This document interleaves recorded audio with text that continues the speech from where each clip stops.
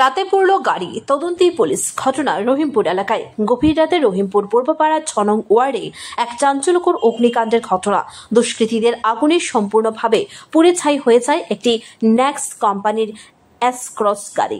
গাড়ির বর্তমান মালিক নজরুল ইসলাম, পিতা কবির হোসেন। স্থানীয় সূত্রে জানা যায়, প্রায় 1 বছর আগে বিশালগড় লালসিংমুড়া এলাকা থেকে আশাবাড়ির যুবক রাহুল হোসেন গাড়িটি কিনে আনেন।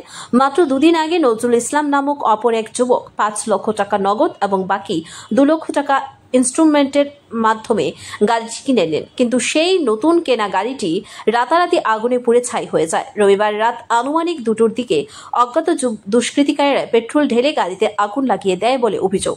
দাউ দাউ করে জ্বলে উঠে গাড়িটি। ঘটনাটি প্রথম দেখতে পান এলাকার যুবক সাইফুল হোসেন।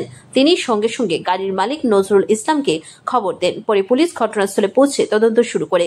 গাড়ির মালিক নজরুল ইসলাম জানান, তার কারোর প্রতি কোনো সন্দেহ নেই, তবে এই ঘটনার পিছনে কি উদ্দেশ্য রয়েছে বা কে বা কারা জড়িত তা এখনো জানা যায়নি। পুলিশ জানিয়েছে, ঘটনার প্রকৃত কারণ উদ্ঘাটনে তদন্ত চলছে এবং আশপাশের সিসিটিভি ফুটেজ খতিয়ে দেখা হবে।